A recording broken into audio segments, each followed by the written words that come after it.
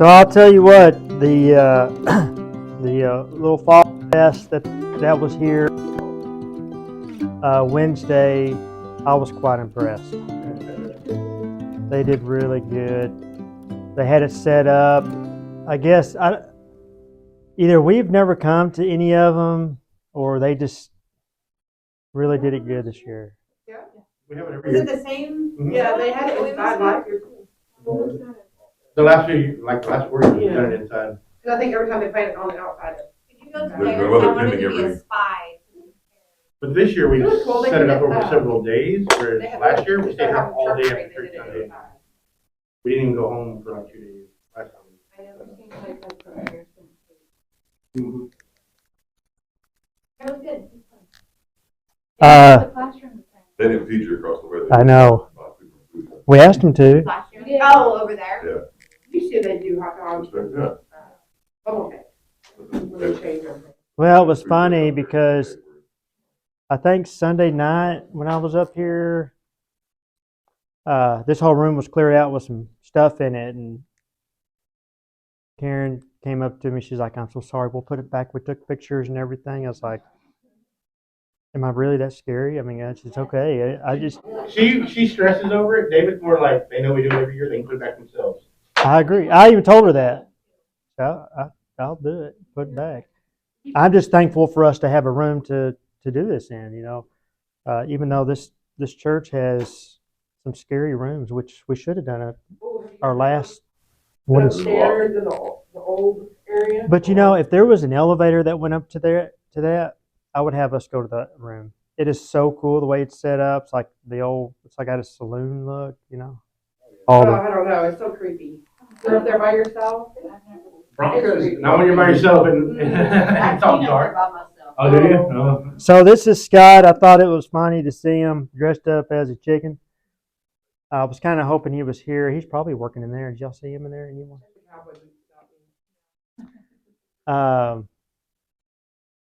Anyway, they did a good job. I was very impressed with that. I'm glad we went to it. I'm glad they set it up that way this year.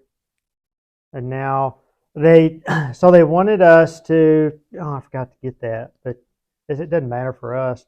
Creighton asked us this year. They wanted us to do Halloween at a chosen e-groups members' house together and hand out flyers and candy, but specifically flyers for the church. It's kind of difficult for us, for the majority of us, because we want to take our kids out. So, What's everyone doing?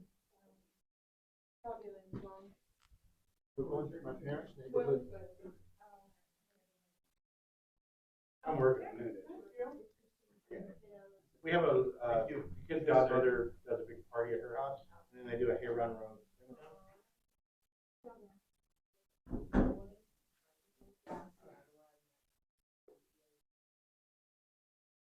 We gotta bring them over to the.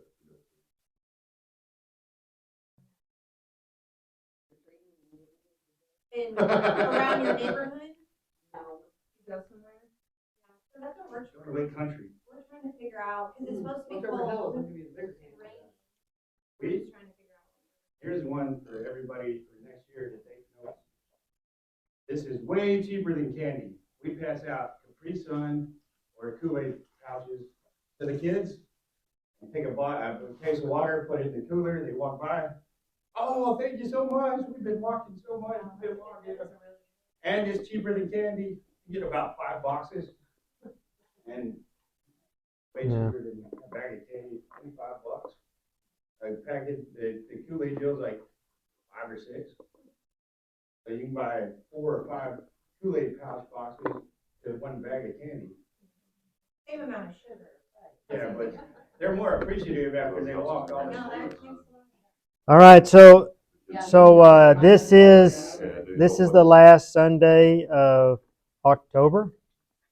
To continue my theme of October of scary, I want to kind of take it easy on Susan this week. Bring it. Well, let's see. You go, girl. But I kind of want to recap some of them that we've had. Scary girl. We had the daughter head on a platter. That's the daughter who the king said, you can have whatever you want. And she went and asked her mom. Her mom said, cut off his head. Yeah, John the Baptist. Cut it off and served it on a platter. You had this one, not really so scary, but the disciples that were on the boat, and they see Jesus walking on the water, but they didn't know it was Jesus at first. They just see a ghost out there. I would imagine that's what they saw. Maybe. You had this one. You had the demon-possessed girl. Some of our children remember that. These are not actual photos from the Bible, so don't think that. We had this one where the husband cut up his wife and gave it to 12 different tribes. That is a good story to read. If you ever get some free time to. I've seen that on Dateline. Then we had this one where I guess it's very touchy to call people baldy. This man here it was Elisha being called baldy, and he turned around and told these kids, cursed him in the name of God, and bears came out. 2 female bears came out and killed 41 children. These are all biblical stories. These aren't mine. These biblical stories. Okay. So, and come to find out, these aren't really children. Well, they were in their 20s. I guess to us, they're kids. Then we'll do the last one here. Make it Harry Potter series. I hate to say it, but it is one of my favorite series to watch. So I want to read some of these things that are actually scripture. So y'all can just listen. I didn't mark them this morning, so it's going to take me a few minutes to find it.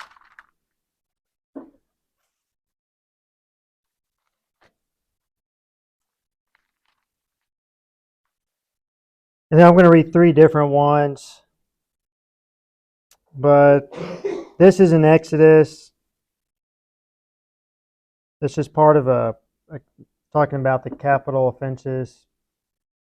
And one of them was, do not allow a sorceress to live. You enjoy that one? That's one of them.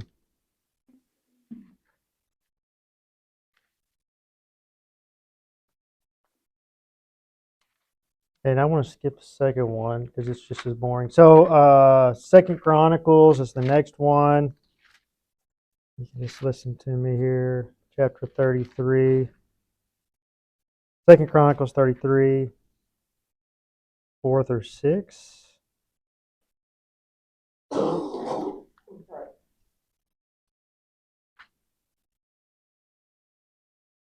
And he built altars in the Lord's temple, where the Lord had said, Jerusalem is where my name will remain forever. He built altars to all the stars in the sky in both courtyards of the Lord's temple. He passed by his sons through the fire in Ben Hinnom Valley. He practiced witchcraft, divination, and sorcery, and consulted mediums and spiritists. He did a huge amount of evil in the Lord's sight, angering him.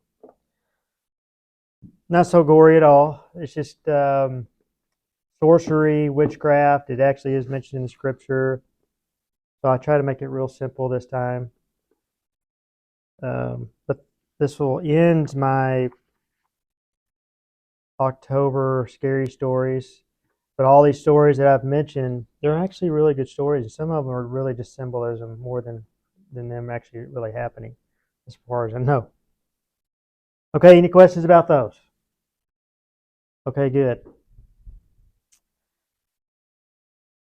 This will start our lesson here.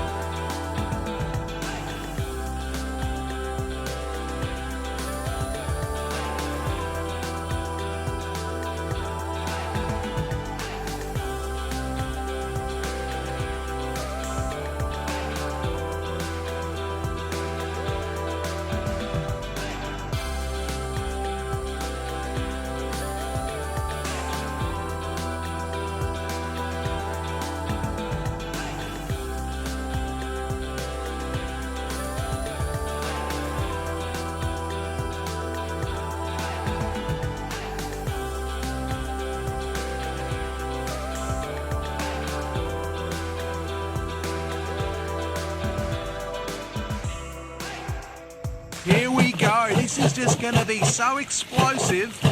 It's just going to be one of those feel-good moments. Hang on a second. Oh, look, here we go. There's more for the bin. Just a little bit more and I reckon we are through it. Oh, there we are. There's a plastic bottle. Probably a collector's item, it's been in there so long.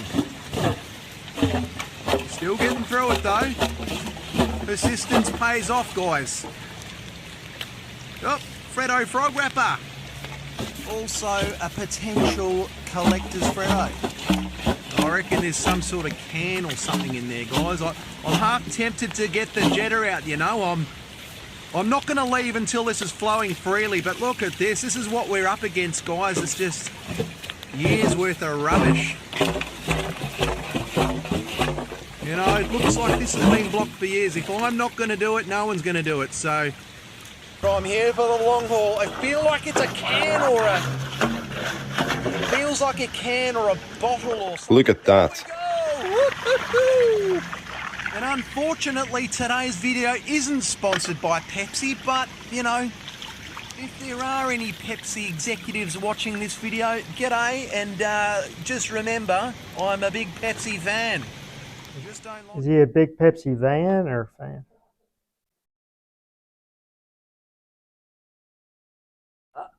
Go ahead and open your Bibles or your phones, whatever you prefer, for Mark. Chapter 11.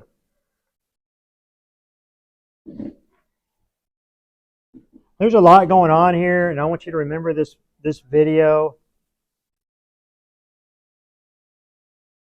Wow. Ignore the man in the back of the room. That's really good.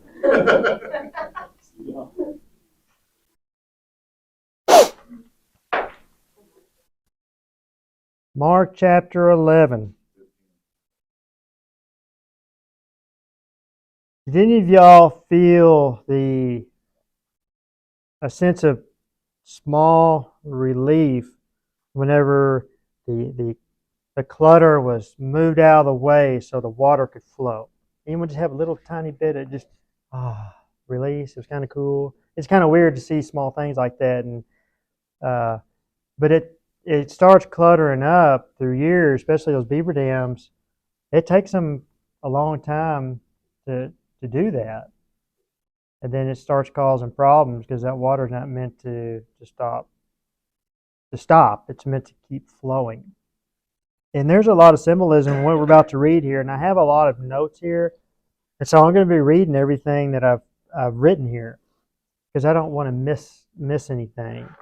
So this morning, I tried to read before class, before our studies. I tried to read the chapter before and the chapter after, and of course the actual chapter that we're going to read, just so I can get a sense of where we're at, what we're doing, why this has been chosen for us. Mark, the book of Mark is pretty tough to follow because he's very to the point.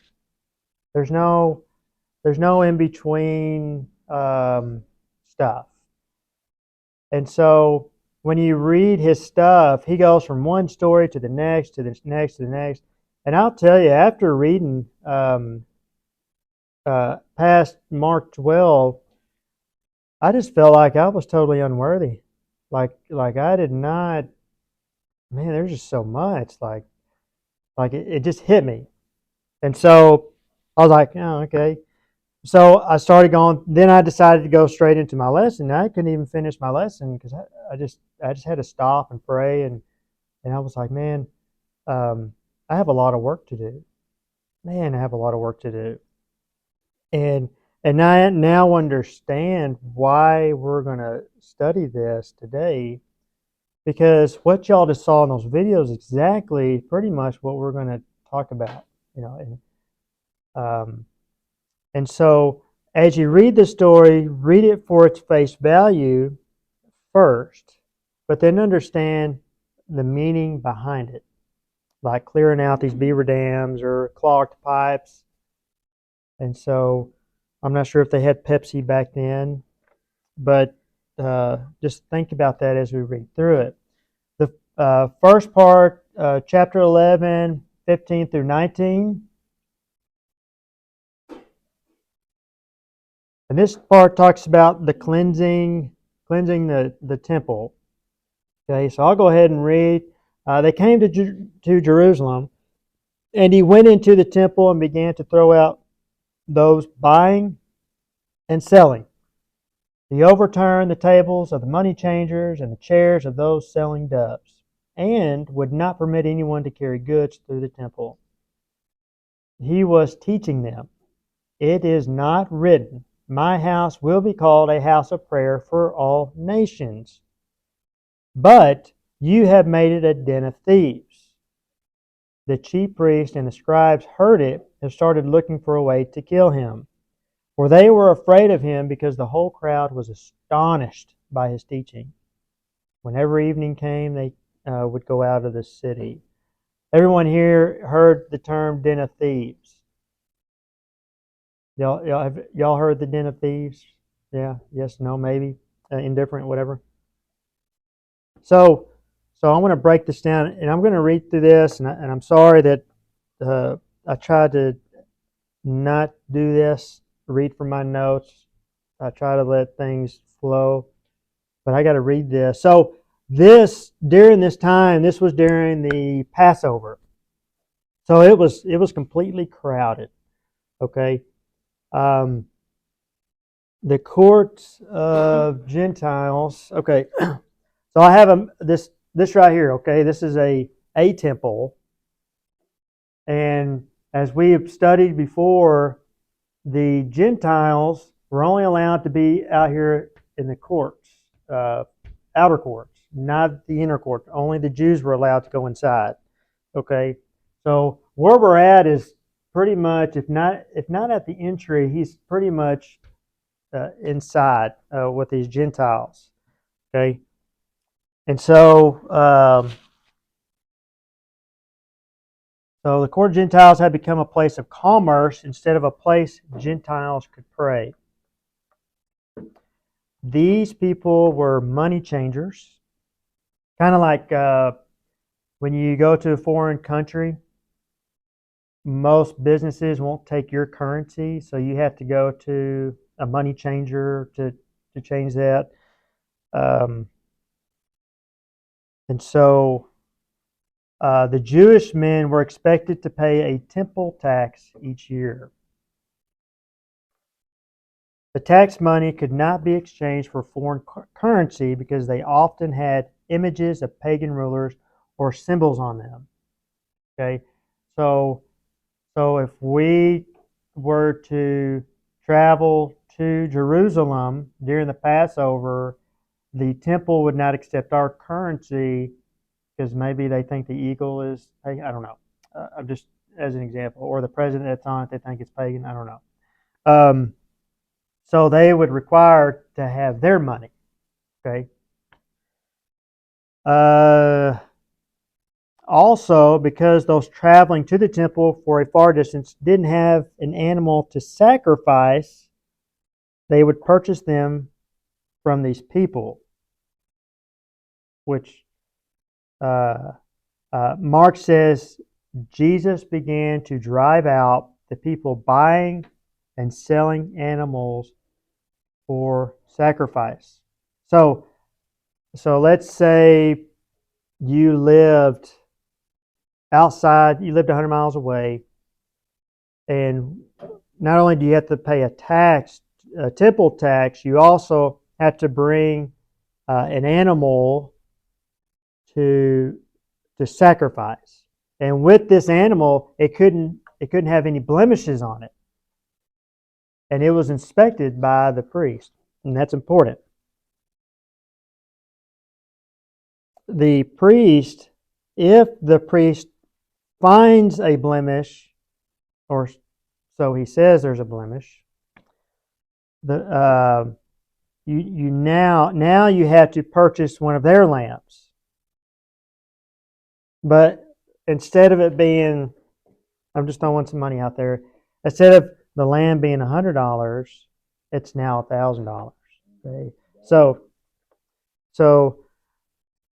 not only did they see the lamb as not any good on purpose, or you didn't bring a lamb, you had to purchase theirs.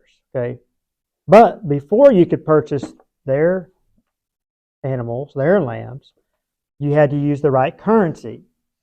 So you go to the money changers, and the money changers would actually drive up their price for exchanging the money. So how broke are these people by the time they go? So are we kind of getting the idea of why Jesus did what he did? Okay, and I know you guys have probably heard the story a million times, but man, it actually spoke deeper to me this week. I want to make sure I don't miss anything. Jesus knocked over the chairs of those selling doves. Why is that important? Does anybody know this? I didn't even think about this until I actually study it. Why are the doves so significant? Why wouldn't he say those that were selling the lambs or the cattle or anything else? He just said the doves. Form of purity.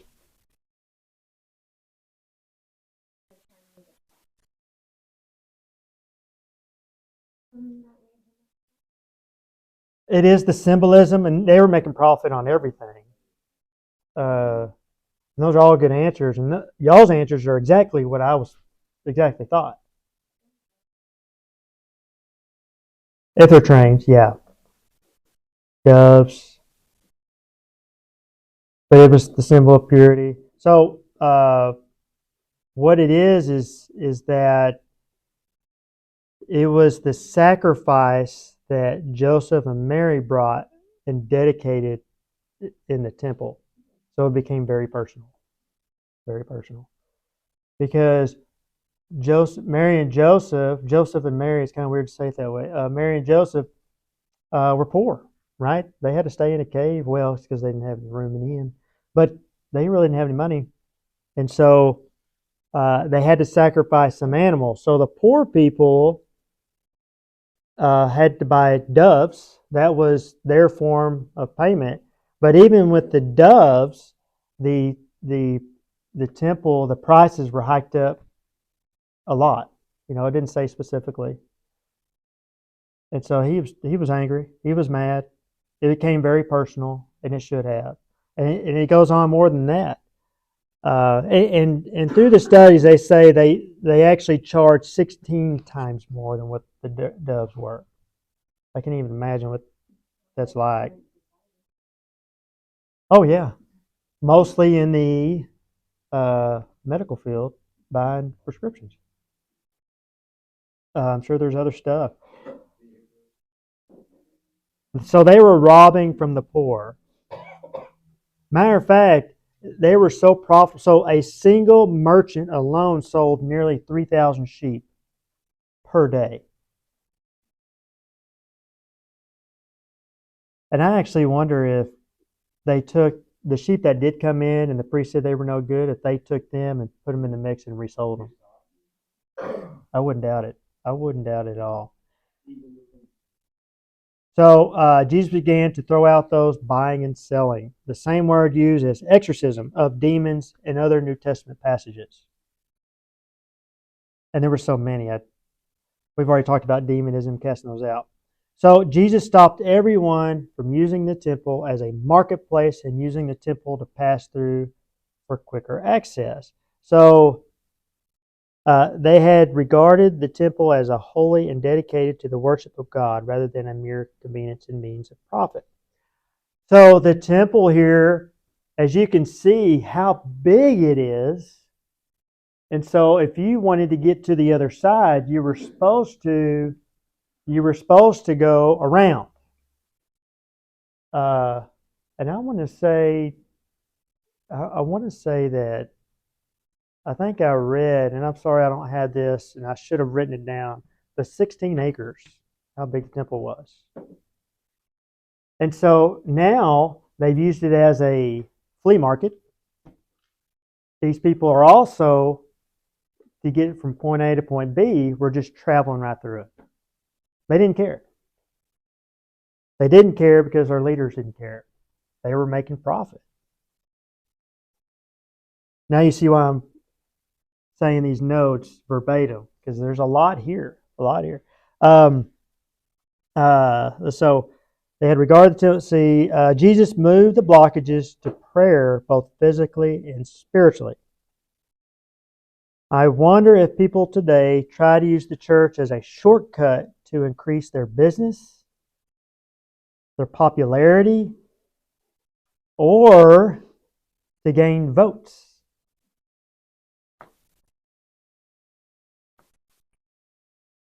Business, popularity, or to gain votes. I've seen that in my lifetime.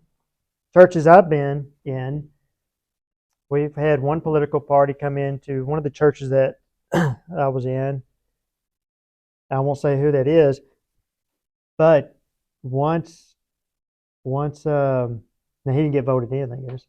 But once that didn't happen, I never saw him again. Him or his family. Had kids too. So I've definitely seen that firsthand. So the church is not a business, not a money machine, not a place to turn a profit. The church should not operate under the American dream, understanding of financial success. There was a pastor that recently said that he was seeking to get his third private jet, and he said that if Jesus was alive today, he wouldn't ride a donkey, he would ride a jet. That was his phrase that he tried to utilize to get people to support him. He already had 2 or 3 that. So, yeah. So let me ask you guys a very personal question, and Lewis, if y'all haven't met Lewis here, already a good guy, I can tell, but he won't be able to contest to this maybe, unless he's seen it at other churches. I don't know. But with us in this class, do any of you feel like this is how this church has been ran or operated? seen a lot of prominent people. Kelsey's been here longer than me. I've seen a lot of prominent people come and go. We had the mayor of Lake Worth, the Hopkins, and whatever reason they got, how do you say, not twisted, and they got sideways with the church ministry team in general, and they left because they weren't going their way, and they thought because they were providing significant finances. The stories I've heard, I'll put it that way, but obviously they're not here. They moved on, so pretty sad when it finances have to become a significant means of why you feel them. Anyone else on that? No one wants to put themselves out there?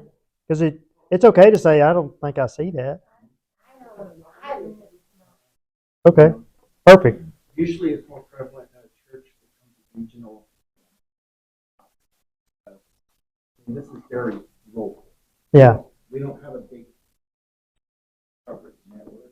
Now, when you, and I'm just using this as an example, I'm not really pointing fingers because I've never been there. I don't know anything about it. But like First Baptist Dallas.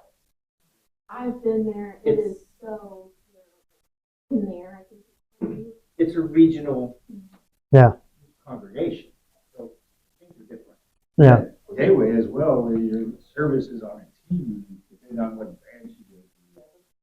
satellite churches. Well, as far as this church, I've had a few conversations with our pastor, and I could tell he's in the right frame of mind. He does not want this church to really gain a profit. He just wants this church to be successful in spiritually. I'm just gonna put it out there. You go to some of these mega churches that have all the bells and whistles and the fans upgrades, which is it's appealing, right?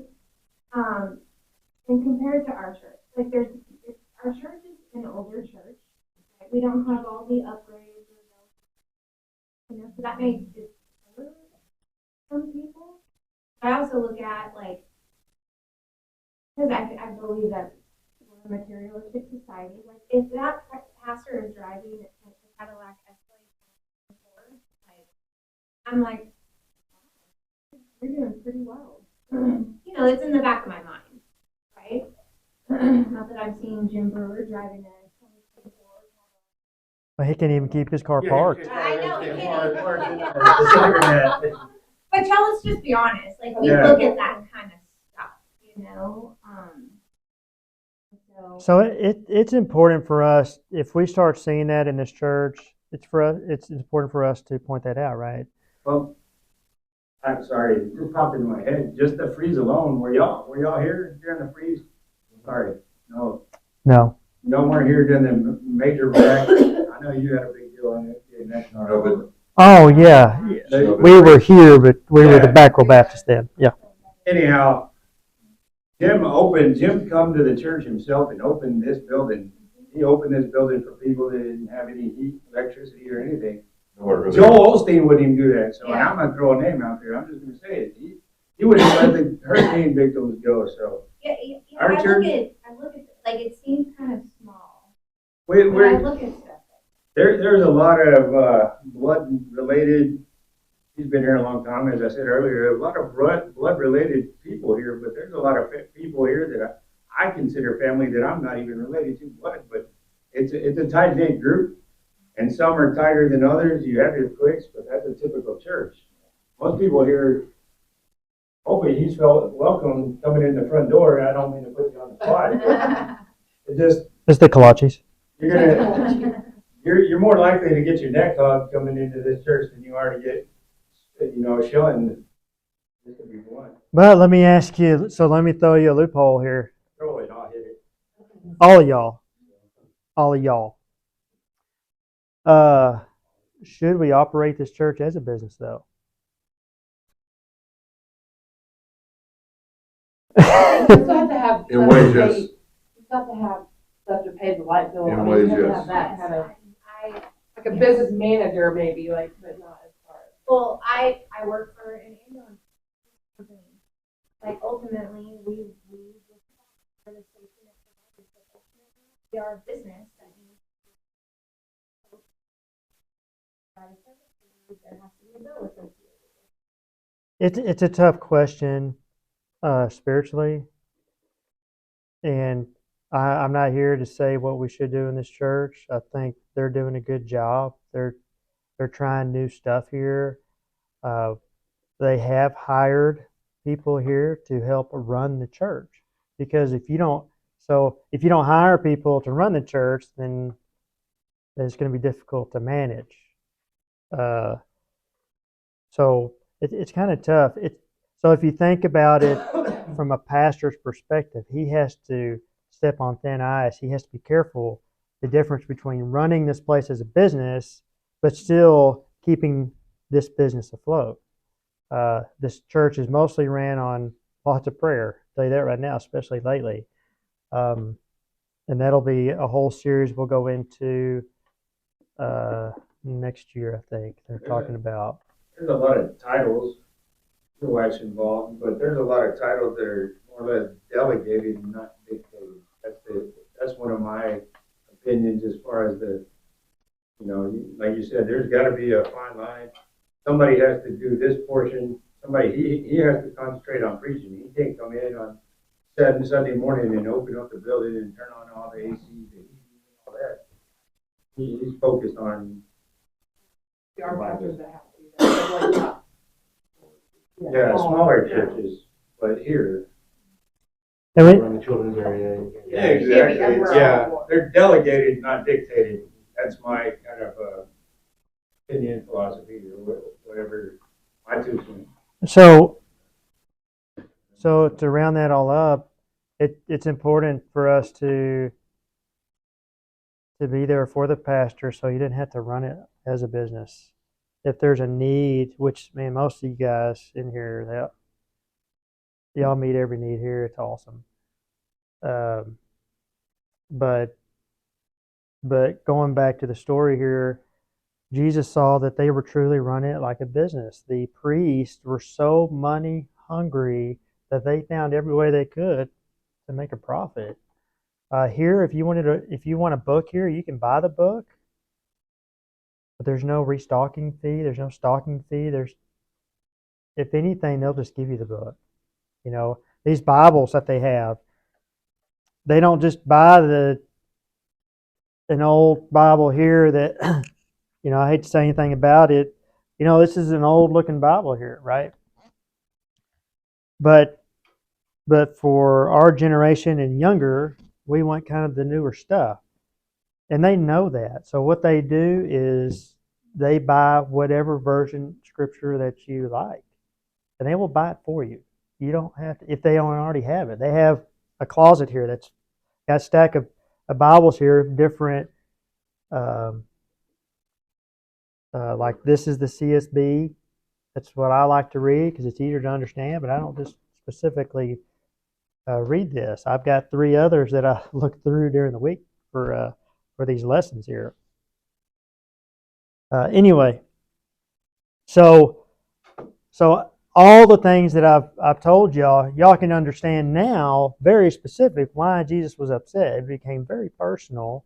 He wanted the Gentiles to be able to have a place, not where they felt like they were going to be broke, to be there just for a day of prayer.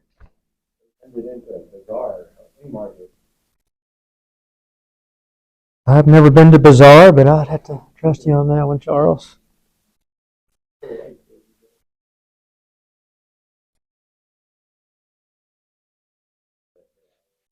So, what am I meant? Let's see. He was verse 17. He was teaching them, "It is not written, my house will be called the house of prayer of all nations." I might have went ahead here. Here in Jeremiah,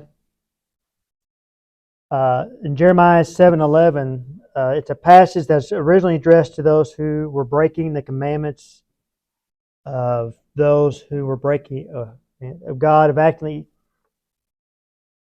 Let me slow down here. This passage was originally addressed to those who were breaking the commandments of God and acting unjustly towards one another, yet still came to the temple to participate in their religious rituals. Jesus was both clearing a space for prayer and reminding those involved in the administration of the temple that they would be judged for robbing the Gentiles of their right to pray. Okay? So, when I read that earlier, I think about we hear the story all the time from the pulpit. How many of you had a little tussle with your kids this morning and a little angry? And then when you get in the church parking lot, y'all are like, y'all are the best family. Y'all are the greatest family. They are always nice and kind to each other, but behind closed doors, you're chaos, right? Luckily, we didn't have that this morning. No, actually, we did.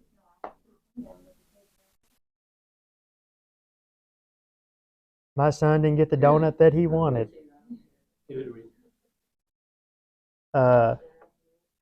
So let me move on. So 18 and 19, the chief priests and the scribes heard it and started looking for a way to kill him.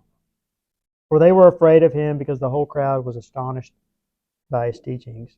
So the religious leaders were angry, so much that they were looking a way to kill Jesus. The cleansing was a direct threat to the religious leaders' way of life. Think about that. It was a direct threat to the way of their life. So they lived off of profit, not off of prayer. So, see, they sought a way to kill Jesus, but they were pansies and couldn't do it themselves. You'd think that after Jesus made such a scene that everyone would run out. But instead, the crowd was astonished by his teachings. Finally, someone had the gall to do what they had felt the entire time. If you came to church and you felt like it was truly ran like a business, like we're talking about here, would you ever come back? I know I wouldn't, because I see where their head's at in their pocketbooks. So the cleansing of the temple was both an active demonstration and a clear moment of teaching. And then it talks about the next morning, whenever evening came, they would go out of the city. So Jesus wasn't running. You remember, this was the time of the Passover, so it was very busy. So he went back to his Airbnb to rest. Okay, I'm sure that's not what they were back then. Back in Bethany is where they went. Yeah, he wasn't running scared. It was where he was staying during the crowded Passover season in Jerusalem. It was a place of hospitality. Jesus cared more for the spiritual condition of the Gentiles than he did the man-made rules of the chief priests and scribes. Before we go on to the next section, any questions? Anything else on that?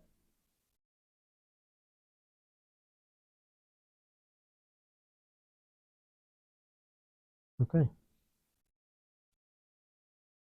Let's see.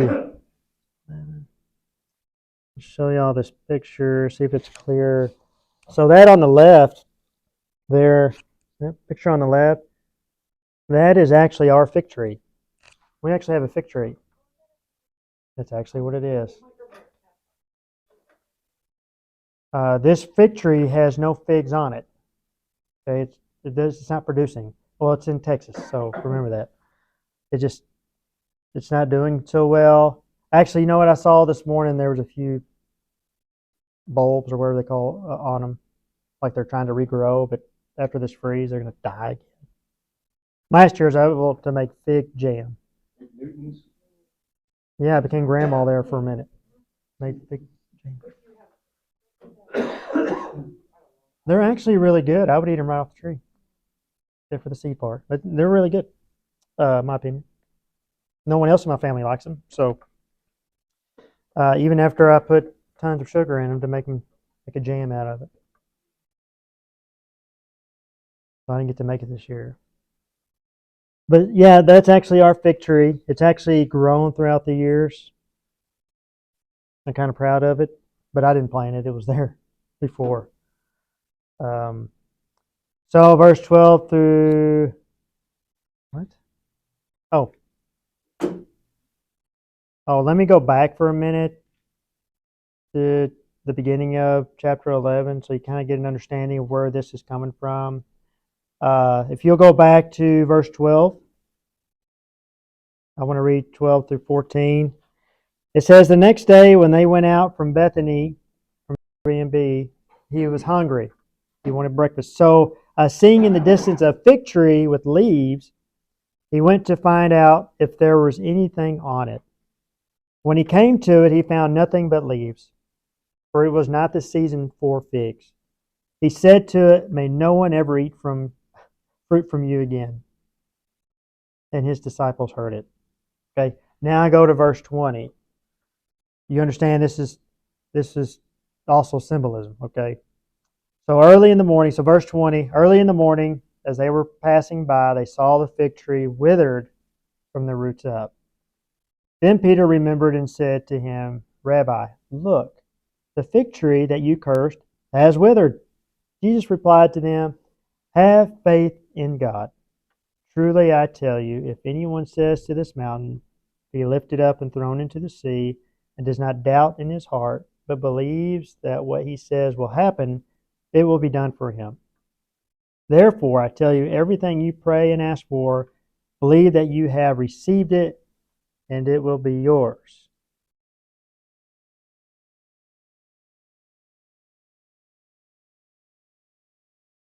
And whenever you stand praying, if you have anything against anyone, forgive him, so that your Father in heaven will also forgive you your wrongdoing. Okay, so stop there. Now, last verse is pretty important. We'll touch on it in just a minute. But they passed by the same fig tree Jesus had cursed. The fig tree is a representation of what? The temple. Okay. You had the priest that had the temple, trying to maintain the temple, but all there was leaves on it.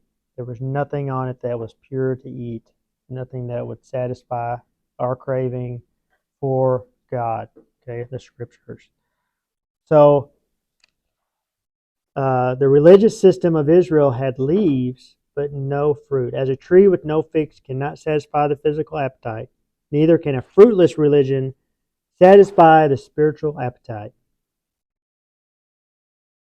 So us here in this room have children,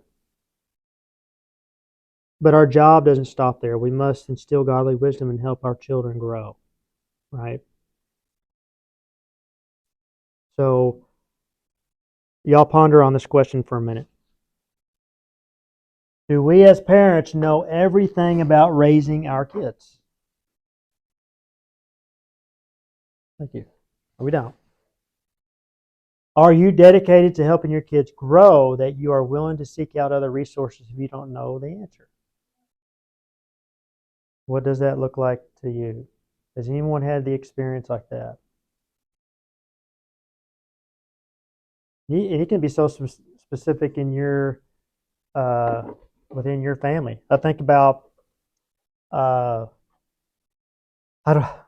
when it comes to the females in my family, my daughters.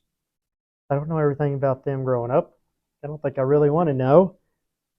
So I asked some other resource that knows pretty well about certain things that I don't care to talk about. So that's a different resource. I was about to say the same thing. My daughter's 19, and without even hesitation, my mentors at this church is Mr. Foster. I could text him, hey, are you busy? Can I talk to you? Or I'd meet him off the side of the church and ask him, since he already raised two daughters that are now grown, I'd ask him, hey, not prying too heavy or being too personal, what should I do in this situation, or how should I? Without hesitation. 100% there for me. Still is. Is it important that we reach out to other people? Especially each other here. A lot of us know our kids, not personally yet. But Also important to find those who you can trust, to be able to reach out to, so you feel confident in going to them. yeah. Anything else on that?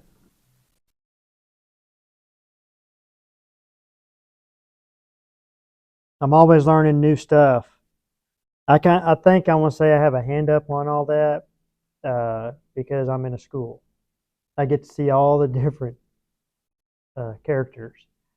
By the way, I was blessed to have, what was it, Tuesday? Tuesday, the Fort Worth Orchestra came in and played for our kids.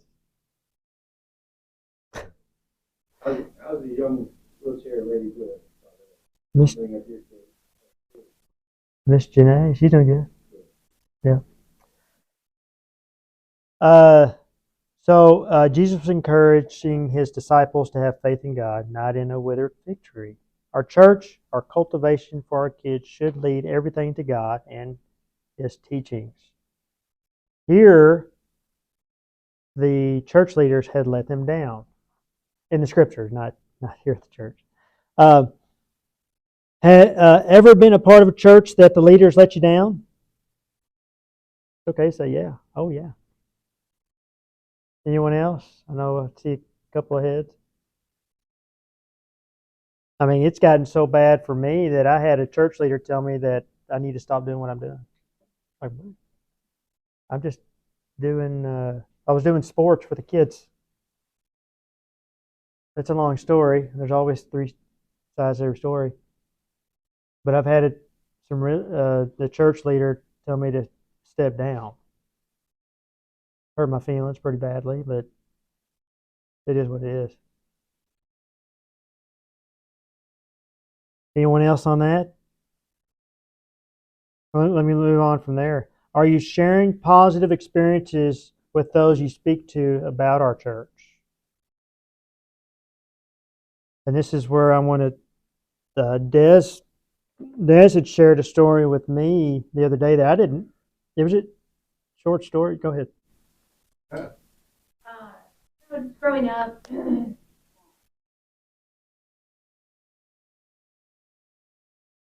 up in church.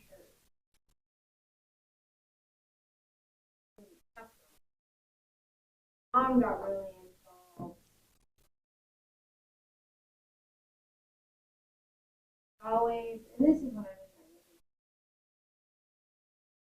in the church. It was just like, you need to come to my church. You need to come. I feel forced. I shouldn't feel forced. I should feel that. And I would go a couple times and it wasn't. And it was a nice church. My mom would come home and I would hear about all of the drama. Oh, they were mean to her. And fighting with this person. So in the back of my head, I'm like, why would I go hear all of these anything that's really harder morning? And not saying that our church don't have problems, right? That's why we're all here, because we have problems.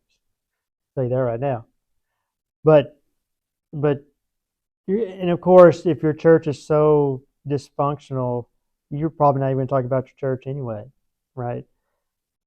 But our ultimate goal is for salvation for others. But if you have a problem with that, we try to bring them into this church to feel loved and wanted and accepted.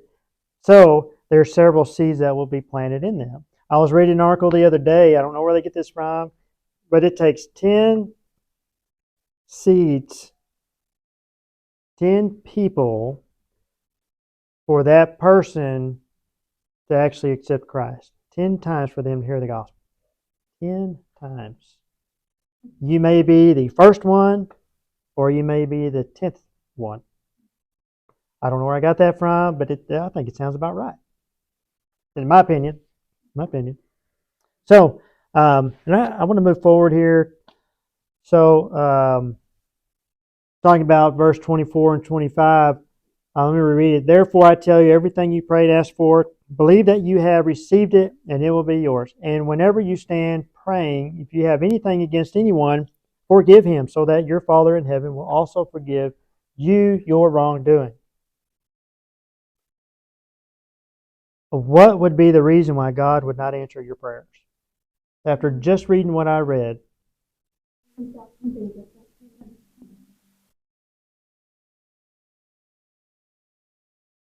can you ask God for something when you've got some issues in your life?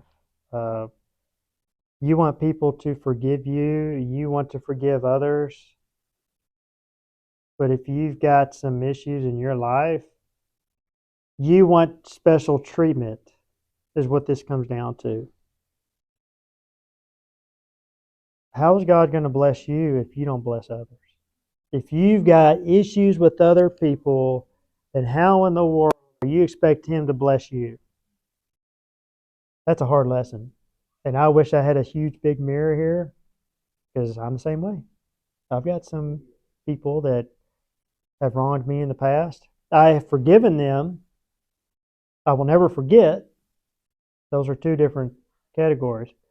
So, what else? What would, now we've talked about that. What are other reasons why God would not answer our prayers? Anything pop up? Win the lottery, you know you can't handle that much money. A lot of people in that age. Myself, I've done it. I think about like words.